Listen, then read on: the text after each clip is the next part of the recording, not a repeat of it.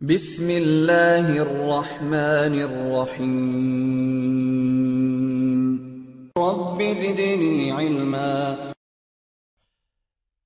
سامعین محترم، السلام علیکم ورحمۃ اللہ وبرکاتہ۔ یہ دارالسلام اسٹوڈیو لاہور پاکستان ہے۔ اس بار ہم پیش کر رہے ہیں لبیک اللہم لبیک۔ جی ہاں، حج ایک ایسی عبادت ہے جو زندگی میں صرف ایک بار ہی فرض ہے، اس لیے اس کی ادائیگی کے طریقے کو جاننے کی ہر فرد کوشش نہیں کرتا، لیکن جب حج کا سفر درپیش ہوتا ہے تو اس وقت فکر لاحق ہوتی ہے کہ اب کیا کرے۔ 2 سیریز پر مشتمل یہ سیٹ ایسے لوگوں کے لیے ایک گراں قدر نعمت ہے، خاص طور پر ان پڑھ طبقے کے لیے تو یہ لازم و ملزوم کی سی حیثیت رکھتا ہے۔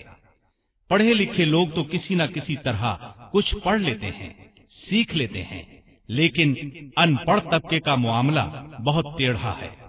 انشاءاللہ ان 2 سیریز کے ذریعے ایسے لوگوں کا ٹیڑھا معاملہ بھی بہت آسانی سے سیدھا ہو جائے گا۔ زبان اور بیان ڈرامائی ہونے کے ساتھ ساتھ بالکل سادہ ہے، اور انتہائی کوشش کی گئی ہے کہ حج کے تمام مسائل آسانی سے سمجھ میں آ جائیں اور کم پڑھے لکھے اور ان پڑھ حضرات بھی اسے بخوبی سمجھ سکیں۔ یہ صرف حجاج کرام کے لیے نہیں بلکہ ہر گھر کی ضرورت ہے۔ نہ جانے کب آپ کے گھرانے کے کسی فرد کے لیے حج یا عمرے کی سعادت حاصل کرنے کا یہ ذری موقع آ جائے، پھر اس وقت آپ کی آنکھوں کے سامنے یہ سیریز تیر جائیں گی۔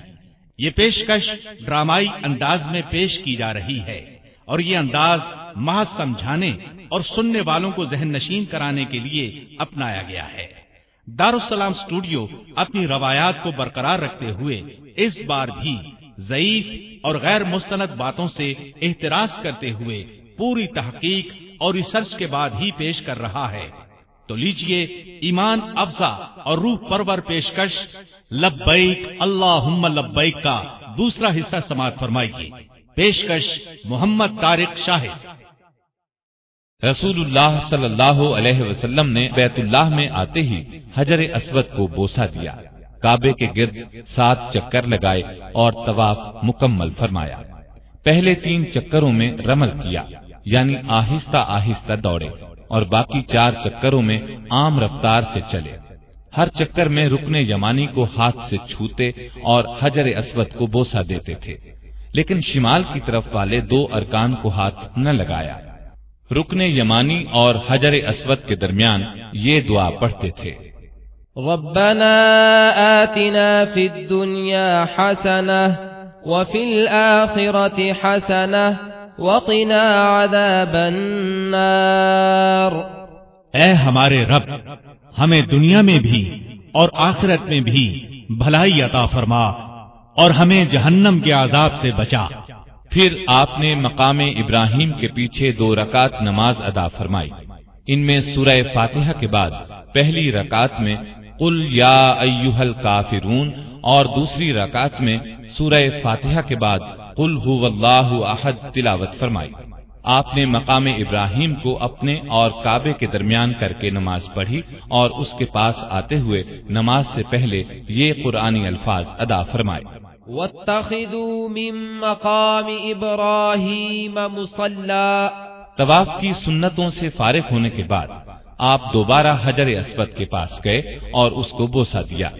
اس کے بعد آپ صفا کی طرف روانہ ہوئے، اور آپ کی زبان مبارک پر یہ الفاظ تھے: ان الصفا والمروة من شعائر اللہ ابدأ بما بدأ اللہ بہ۔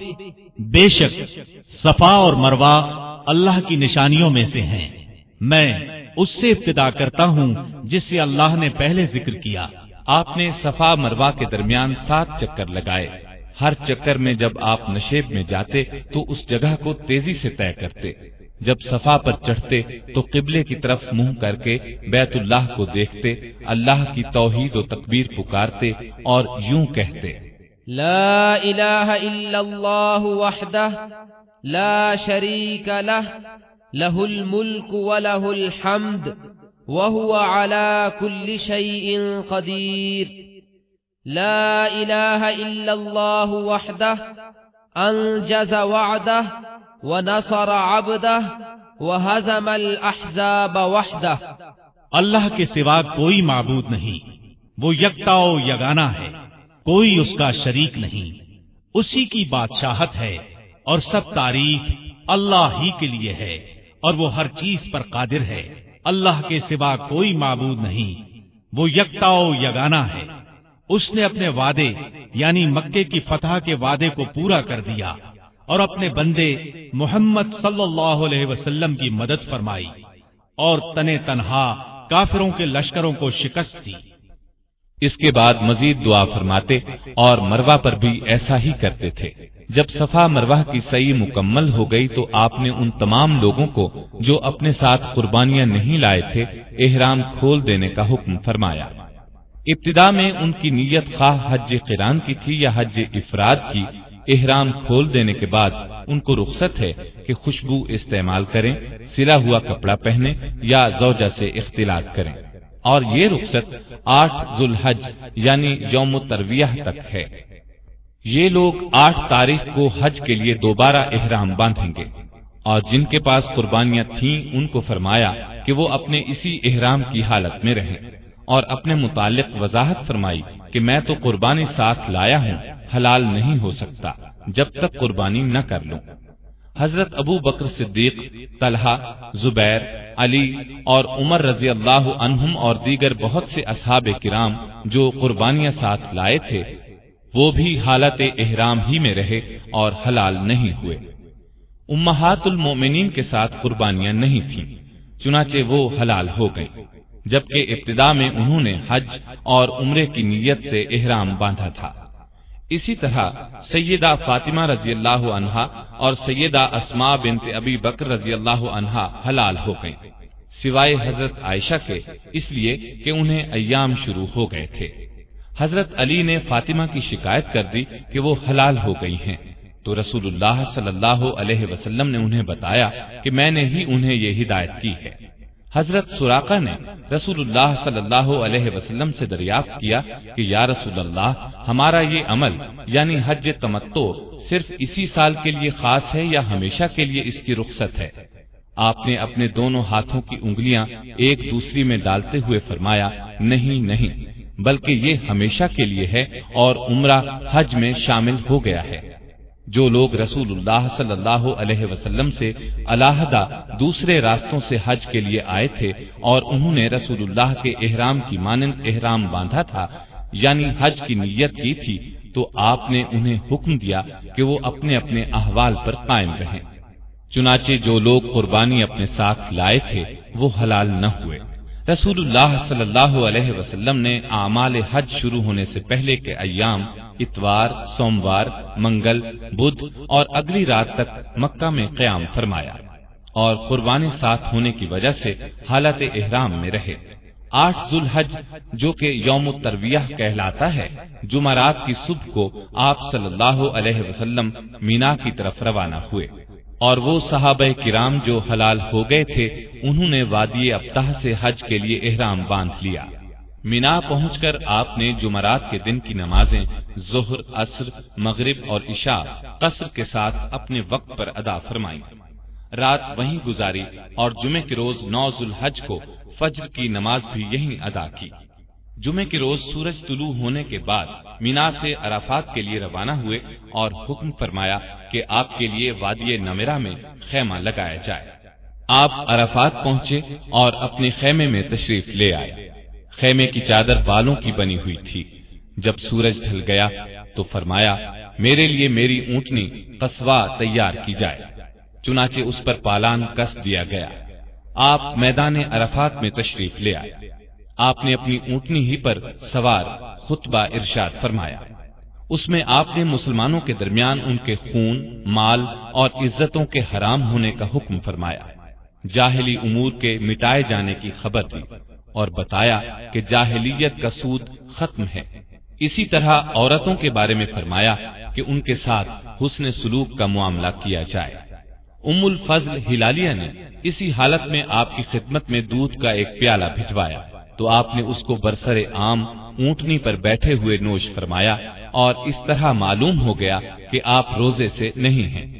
اس کے بعد آپ نے بلال کو حکم دیا، انہوں نے اذان دی، پھر اقامت کہی اور آپ نے ظہر اور عصر کی نمازیں جمع کر کے قصر کے ساتھ ادا فرمائیں۔ ان کے درمیان کوئی سنت یا نفل نہیں پڑھے۔ ایک اذان اور 2 اقامتیں کہی گئیں۔ نماز کے بعد آپ سواری پر سوار ہو گئے اور اپنا رخ قبلے کی طرف فرما لیا۔ اس دوران ایک شخص اپنی سواری سے گر کر فوت ہو گیا۔ وہ حالت احرام میں تھا۔ آپ نے ارشاد فرمایا، اسے اس کے انہی کپڑوں میں دفنا دیا جائے، خوشبو نہ لگائی جائے اور اس کا سر بھی نہ ڈھانپا جائے۔ آپ نے مزید فرمایا کہ قیامت کے دن یہ شخص لبیک پکارتا ہوا اٹھے گا۔ نجد کے لوگوں نے آپ سے حج کے مسائل دریافت کیے تو آپ نے وقوف عرفہ کے متعلق فرمایا کہ یہ واجب ہے اور اس کا وقت بھی متعین فرمایا۔ نیز لوگوں کو یہ پیغام بھی بھجوایا کہ میدان عرفات میں اپنے اپنے پڑاؤ پر ہی وقوف کریں۔ آپ ظہر کے وقت سے لے کر شام تک دعا و مناجات میں مشغول رہے، حتیٰ کہ سورج غروب ہو گیا اور یہ جمعے کا دن تھا۔ جب شفق کی زردی ختم ہو گئی تو آپ نے اسامہ بن زید کو اپنے ساتھ اونٹنی پر بٹھایا اور عرفات سے روانہ ہوئے۔ آپ نے اپنی سواری کی باگ بڑی سختی سے کھینچ رکھی تھی اور اس کیفیت میں سفر جاری رہا۔ راستے میں نبی صلی اللہ علیہ وسلم لوگوں کو پرسکون رہنے کی تلقین فرماتے رہے۔ ایک گھاٹی کے پاس آپ سواری سے اترے، پیشاب کیا اور وضو بھی کیا اور اسامہ سے فرمایا، نماز کا مقام اور وقت آگے ہیں۔ پھر سوار ہوئے اور مزدلفہ پہنچ گئے۔ مزدلفہ پہنچ کر آپ نے وضو فرمایا۔ مغرب اور عشاء کی نمازیں ایک اذان اور 2 تکبیروں کے ساتھ جمع کر کے قصر کے ساتھ پڑھی۔ ان کے درمیان کوئی سنتیں اور نفل نہیں پڑھے اور نہ کوئی خطبہ ارشاد فرمایا۔ پھر آپ آرام کرنے کی غرض سے لیٹ گئے حتیٰ کہ فجر ہو گئی۔ تب آپ نے لوگوں کے ساتھ مل کر نماز ادا فرمائی۔ یہ ہفتے کا دن اور ذوالحج کی 10 تاریخ تھی۔ یہی یوم النحر اور عید الاضحیٰ کا دن تھا۔ عروہ تائی نے ایک سوال کیا تو آپ نے فرمایا، جس نے مزدلفہ میں فجر کی نماز پا لی اس نے حج پا لیا۔ امہات المومنین سودا، ام حبیبہ اور ام سلمہ رضی اللہ عنہن نے آپ سے اجازت چاہی کہ رات ہی کو مزدلفہ سے روانہ ہو جائیں تو آپ نے انہیں اور دیگر کمزور لوگوں کو رخصت مرحمت فرمائی کہ مزدلفہ میں وقوف کر لینے کے بعد رات کو ہی منا جا سکتے ہیں۔ خواتین کو اجازت دی کہ منا پہنچ کر رات کو رمی سے فارغ ہو جائیں، لیکن مردوں کو یہ رخصت نہ دی۔ نماز فجر ادا کر لینے کے بعد آپ مشعر الحرام کے پاس تشریف لے گئے۔ قبلہ رخ ہو کر دعا اور مناجات اور تکبیر و تحلیل میں مشغول ہو گئے، یہاں تک کہ فضا خوب سفید اور روشن ہو گئی۔ سورج طلوع ہونے سے پہلے فضل بن عباس کو اپنے ساتھ سواری پر بٹھایا، جبکہ اسامہ پہلے جانے والوں کے ساتھ روانہ ہو گئے تھے۔ یہیں قبیلہ بنو خثعم کی ایک خاتون نے آپ سے دریافت کیا کہ آیا میں اپنے والد کی طرف سے حج کر سکتی ہوں یا نہیں؟ آپ نے فرمایا، ہاں تم اپنے والد کی طرف سے حج کر سکتی ہو۔ پھر نبی صلی اللہ علیہ وسلم نے اپنی اونٹنی کو حرکت دی اور مینا کی راہ میں جب وادی محصر کے دامن میں پہنچے تو درمیان والی راہ اختیار فرمائی جو جمرہ عقبہ کو آ نکلتی ہے۔ آپ نے نیچے کی جانب سے جمرہ عقبہ کو کنکریاں ماری، جبکہ سورج اونچا ہو چکا تھا۔ مینا میں آپ جہاں کھڑے تھے وہیں سے ابن عباس نے آپ کے لیے یہ چھوٹی چھوٹی کنکریاں چنی تھیں۔ آپ نے فرمایا، جمرات کو مارنے کے لیے چھوٹی چھوٹی کنکریاں چنی جائیں، بڑے ڈھیلوں یا پتھروں سے منع فرمایا، کیونکہ دین میں غلو یعنی حد سے بڑھنا جائز نہیں۔ آپ نے اپنی سواری ہی سے جمرہ عقبہ کو 7 کنکریاں ماری، ہر کنکری کے ساتھ اللہ اکبر کہتے تھے اور اس کے ساتھ ہی تلبیہ پکارنا بند کر دیا تھا۔ جمرہ کو کنکریاں مارنے تک آپ مینا ہی میں رہے۔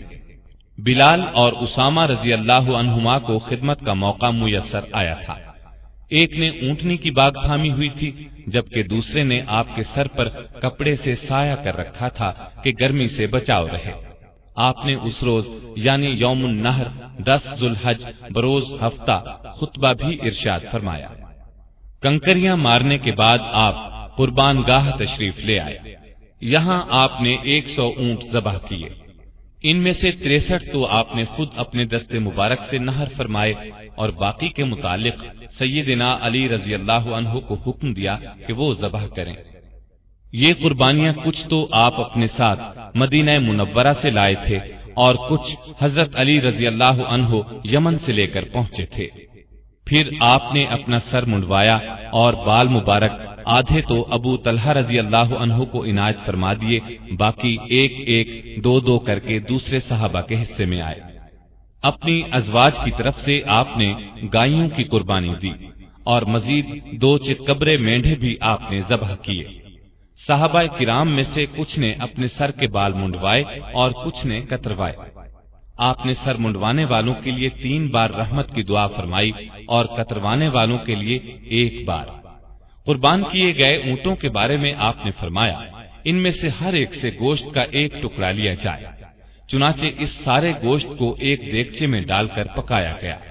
آپ اور علی رضی اللہ عنہ نے اس میں سے مل کر کھایا اور شوربہ نوش فرمایا۔ آپ نے حضرت علی رضی اللہ عنہ کو بھی ان قربانیوں میں حصے دار بنایا۔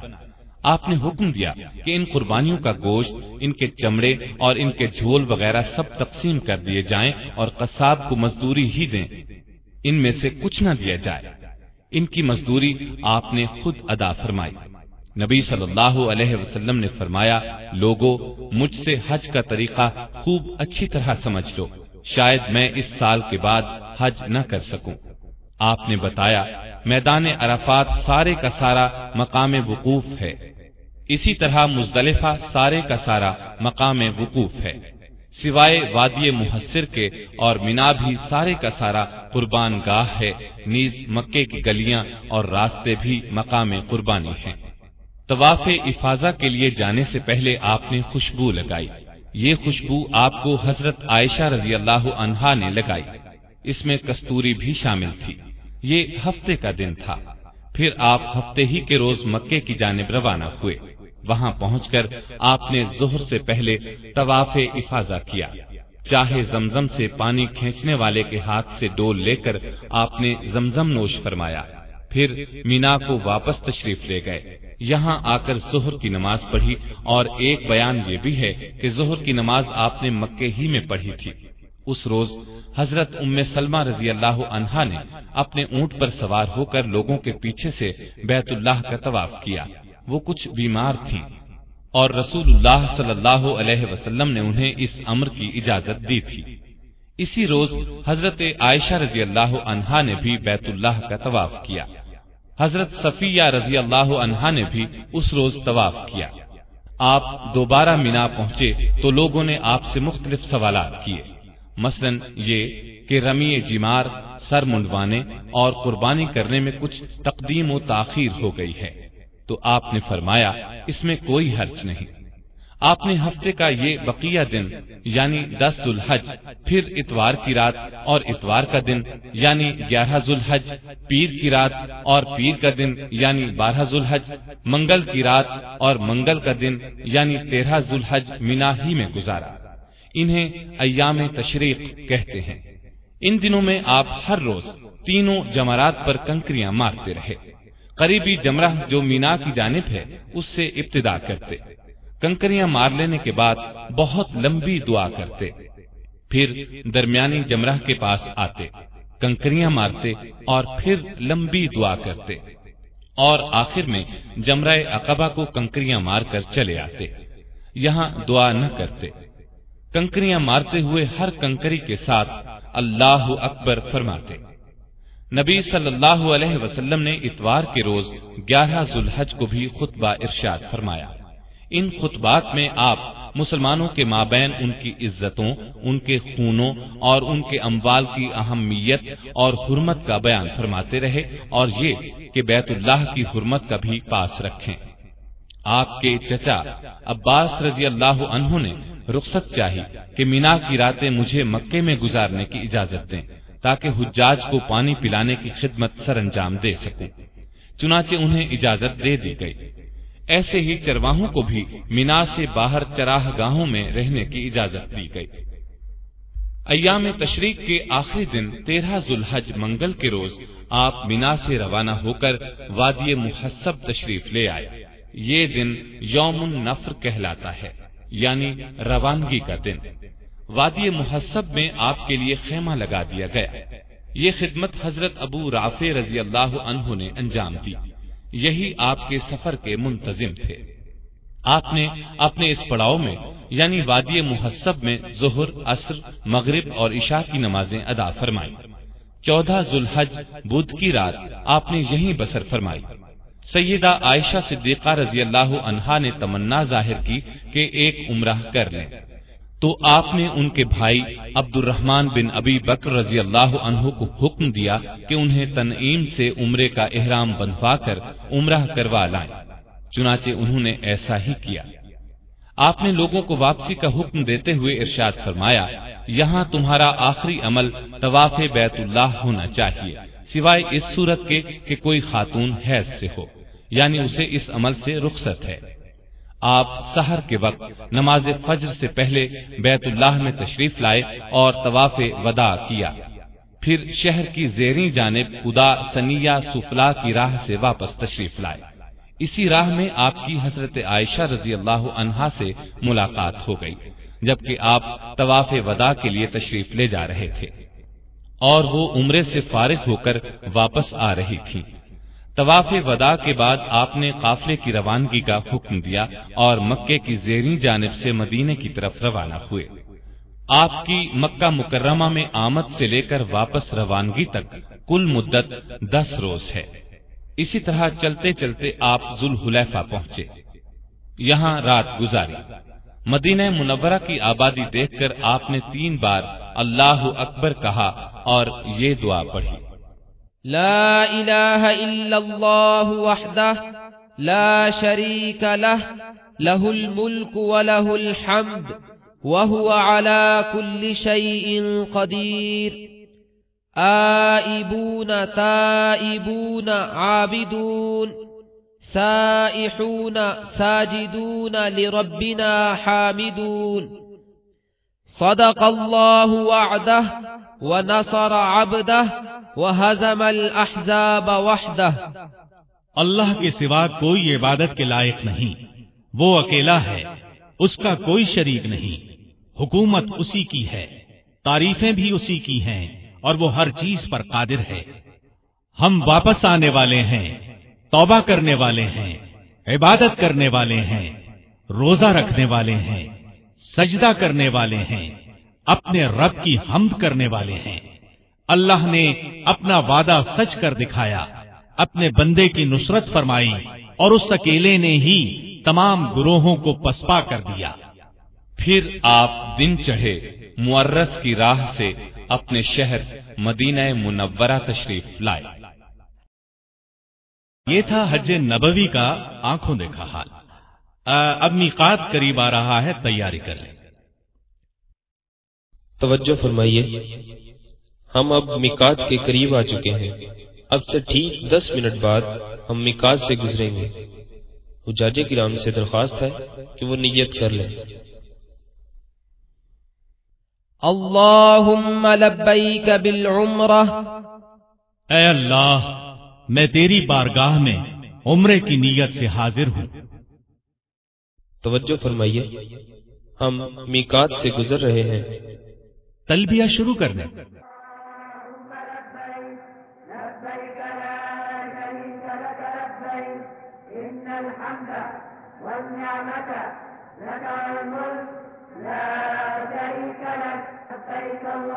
حجاج کرام، ہم ایئرپورٹ پر اترنے والے ہیں۔ آپ اپنی نشستوں پر اطمینان سے بیٹھے رہیں، حفاظتی بند باندھ لیں۔ جب تک جہاز مکمل طور پر رک نہ جائے حفاظتی بند نہ کھولیں۔ شکریہ۔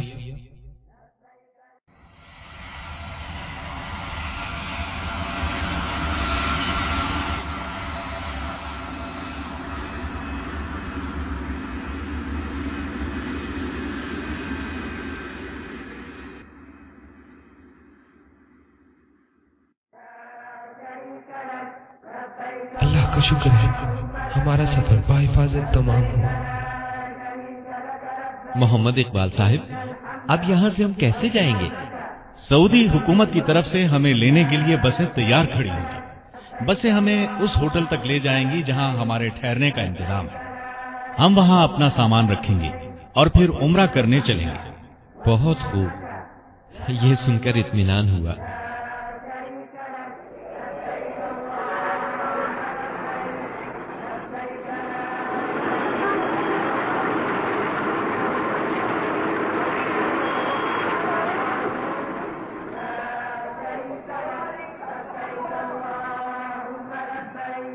لیجیے صاحبہ، اللہ نے کرم کیا، ہم بیت اللہ کے سامنے پہنچ چکے ہیں۔ اب آپ تلبیہ کہنا بند کر دیں۔ مسجد حرام کی بلند و بالا مینار آپ دیکھ رہے ہیں نا؟ اب آپ کو معلوم ہے ہمیں باب السلام سے اندر داخل ہونا ہے۔ آپ سب پہلے ہی بابوضو ہیں، دایاں پاؤں پہلے اندر رکھیں، مسجد میں داخل ہونے کی دعا پڑھ لیں، پھر بایاں پاؤں اندر رکھیں۔ اب بیت اللہ آپ کی آنکھوں کے سامنے ہے۔ آپ اپنی زندگیوں کا سب سے زیادہ روح پرور منظر دیکھیں گے۔ اس منظر کو آپ اپنے دل اور روح کی گہرائیوں میں اتار دیجیے، کیونکہ زندگی میں ایسے مواقع کبھی کبھار ہی ملتے ہیں۔ یہ بھی بتاتا چلوں کہ حرم کے چاروں طرف 4 ستون بنا دیے گئے ہیں جو حرم کی حدود کو ظاہر کرتے ہیں۔ حرم کے شمال میں تنعیم یعنی مسجد عائشہ تک، مشرق میں جیرانہ کے قریب تک، شمال مشرق میں وادی نخلا تک اور مغرب میں حدیبیہ تک حرم کی حدود ہیں۔ یہ چاروں ستون ان حدود کی نشاندہی کے لیے ہیں۔ یہ باتیں بتانے کا مقصد یہ ہے کہ حرم کی حدود میں شکار کھیلنا، شکار کو ڈرانا، خودرو پودوں اور گھاس کا کاٹنا منع ہے۔ اس طرح گری پڑی چیز بھی نہ اٹھائیں، اور اگر اٹھائیں تو گمشدہ اشیاء کی تلاش کے مرکز تک پہنچائیں۔ بیت اللہ اور اس کا مطاف مسجد حرام کہلاتا ہے۔ مطاف کیا؟ بیت اللہ کے چاروں طرف طواف کرنے کی جو جگہ مقرر ہے اس کو مطاف کہتے ہیں۔ یہاں سے ہم مطاف ہی کا رخ کریں گے اور سیدھا اس سیاہ پٹی پر جائیں گے جو حجر اسود کے سامنے کھینچی گئی ہے۔ وہاں سے ہم طواف۔ ظہر کی اذان ہو گئی، اب ہم پہلے نماز ادا کریں گے۔ یاد رکھیے یہاں کی ایک نماز کا ثواب 1,00,000 نمازوں کے برابر ہے۔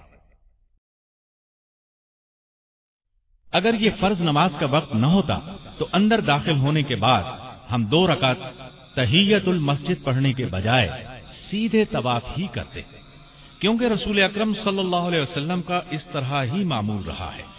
نمازیوں کے آگے سے گزرنے سے پرہیز کرتے ہوئے طواف کے لیے چلیں، اور یہ خیال رکھیے حرم میں اگر ایک نماز کا ثواب 1,00,000 نمازوں کے برابر ہے تو اس میں گناہ کا کوئی کام کرنے کی سزا بھی اسی طرح زیادہ ہے۔ اب آپ مطاف میں ہیں اور حجر اسود کی سیاہ لکیر پر پہنچنے والے ہیں۔ اس جگہ سے آپ اپنا طواف شروع کریں۔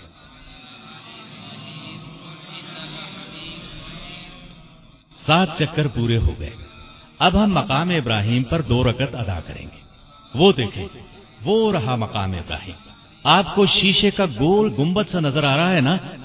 یہ گول 8 پہلو سنہری جالی والا دراصل مقام ابراہیم وہ پتھر ہے جس پر کھڑے ہو کر ابراہیم علیہ السلام نے خانہ کعبہ کی تعمیر کی۔ اس پتھر پر اب بھی ان کے قدموں کے نشانات ہیں۔ مقام ابراہیم کی طرف جاتے ہوئے ہم یہ آیت پڑھیں گے، وَاتَّخِذُوا مِن مَّقَامِ إِبْرَاهِيمَ مُصَلًّى۔ مقام ابراہیم کے پاس 2 رکعت نماز ادا کریں۔ پاس جگہ نہ ملے تو پیچھے ہٹ کر جہاں جگہ مل جائے 2 رکعت پڑھ لیں۔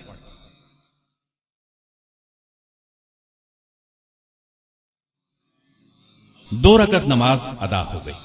آئیے اب زمزم کے کنویں کی طرف چلیں، خوب سیر ہو کر زمزم پیئیں۔ یہ دیکھیں، یہ ہے وہ بابرکت کنواں جہاں حضرت اسماعیل علیہ السلام نے ایڑیاں رگڑی تھی۔ ابراہیم علیہ السلام اللہ کا حکم پا کر انہیں ان کی والدہ کے ساتھ اس جگہ چھوڑ کر چلے گئے تھے۔ اس وقت اس پتھریلے مقام پر دور دور تک پانی نہیں تھا۔ اسماعیل علیہ السلام کو پیاس لگی تو ان کی والدہ ان کے لیے پانی کی تلاش میں دوڑی۔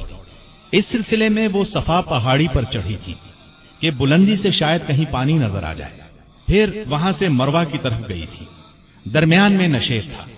اس نشیب پر جب پہنچی تو اسماعیل علیہ السلام نظر نہ آئے۔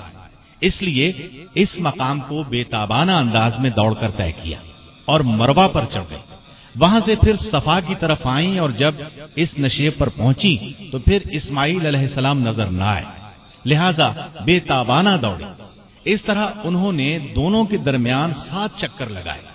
अल्लाह ताला को उनकी ये अदा इस कदर पसंद आई कि क़यामत तक के लिए मुसलमानों को हुक्म हो गया, जब वो हज के लिए आए तो इन पहाड़ियों पर साई करें, यानी 7 चक्कर लगाएं।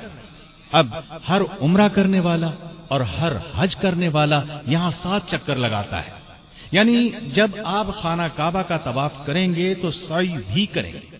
आप लोग अगर जमजम पी चुके हैं तो आइए पहले हजर अस्वद का इस्तिलाम कर लें, ये सुन्नत तरीका है, फिर सफा की तरफ चलेंगे। ये देखिए, हमारे सामने बाबुस सफा है। हम इधर ही से सफा पहाड़ी पर जाएंगे। दरअसल अब से कुछ अरसा पहले तक मस्जिद हराम की हुदूद सफा पहाड़ी तक वसी नहीं थी। उस वक्त यहाँ मस्जिद से निकलने की दुआ पढ़ी जाती थी। अब जायरीन के रश की वजह से मस्जिदुल हराम की हुदूद बिल्कुल सफा पहाड़ी तक पहुंच गई है, बल्कि सई की जगह भी मस्जिद की तौसी में शामिल है। इसलिए यहाँ मस्जिद से निकलने की दुआ की जरूरत नहीं। हाँ, तो अब पहाड़ी पर चढ़ जाएं। सही करने का तरीका आप जानते ही हैं।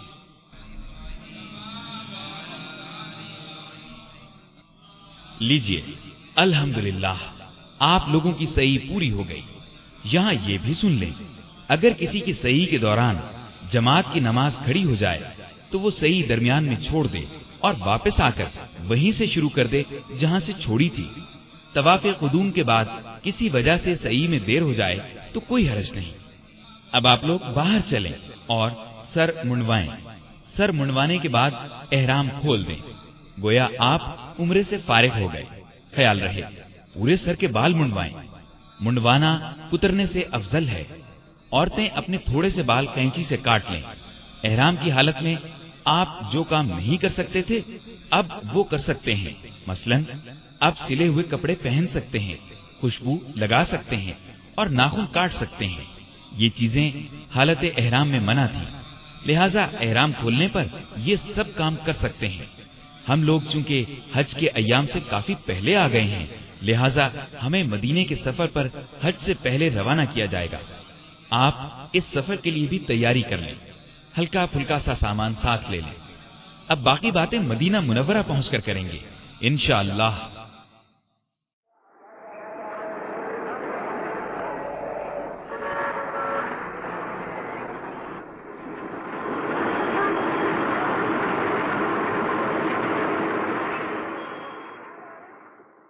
आप लोग खुशकिस्मत हैं, अल्लाह का शुक्र है मदीने तक का सफर बखैर व आफियत तय हुआ। हम अब मदीने में दाखिल हो रहे हैं, अपने नबी सल्लल्लाहु अलैहि वसल्लम के शहर में, जहां मस्जिद नबवी है, जहां आपका रौजा है। मदीना भी बैतुल्लाह की तरह हरम है, हुर्मत वाला मकाम है। इसका जितना एहतराम किया जाए कम है। नबी करीम सल्लल्लाहु अलैहि वसल्लम ने इरशाद फरमाया, मदीने में ताऊन और दज्जाल दाखिल नहीं हो सकेंगे। एक जरूरी बात याद रहे, मस्जिद नबवी की जियारत हज और उम्रा के अरकान में से नहीं है। अगर कोई शख्स मस्जिद नबवी की जियारत किए बगैर वापस चला जाता है तो उसका हज और उम्रा मुकम्मल है, इसमें कोई कमी नहीं। अलबत्ता मस्जिद नबवी उन 3 मकामात में से एक है जिनकी अज्र और सवाब की नीयत से जियारत